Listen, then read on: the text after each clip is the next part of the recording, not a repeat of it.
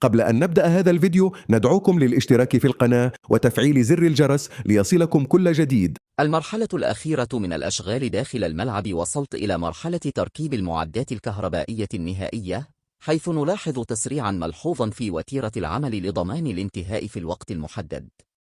من أبرز التجهيزات: شاشة LED بدأت عملية تركيبها بين المدرجات، وقد تم الشروع في اختبارها. الشاشات العملاقة في زوايا الملعب هي الأخرى تخضع للاختبار. إضاءة السقف بدأت تشتغل تدريجياً، وهي مثبتة أسفل أعمدة السقف، مما سيمنح الملعب جمالية خاصة خلال فترات الليل. ثانياً، تركيب الكراسي. تركيب الكراسي شارف على الاكتمال، إذ لم يتبقى سوى مناطق صغيرة قيد التجهيز، بينما الجزء الأكبر من المدرجات أصبح مجهزاً بكراسي ذات جودة عالية. ثالثاً، أرضية الملعب.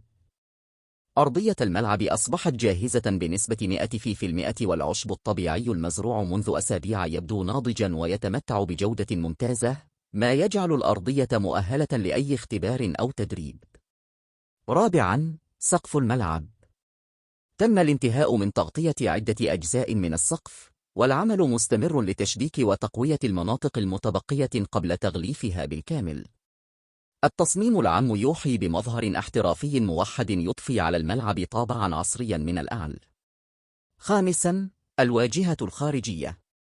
الواجهة الخارجية أيضاً عرفت تقدماً كبيراً، وقد أصبحت تظهر بشكل رائع وجذاب، ولم يتبقى سوى بعض اللمسات الأخيرة لتكون مكتملة بشكل نهائي.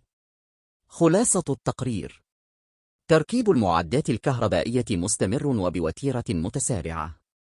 شاشات LED والعملاقة تم تركيبها وبدأت مرحلة الاختبارات.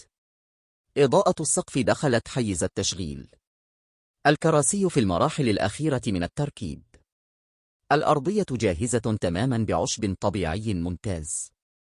السقف في مرحلة التشبيك والتغليف النهائي. الواجهة الخارجية شبه مكتملة وتبدو بمظهر مميز. كل هذه التطورات تدل على أن ملعب مولاي عبد الله يقترب من الجاهزية الكاملة، والافتتاح بات قريبا جدا.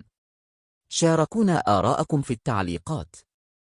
ما هو أكثر شيء يعجبكم في تصميم ملعب مولاي عبد الله؟ وبرأيكم كم بقي ليكتمل بالكامل؟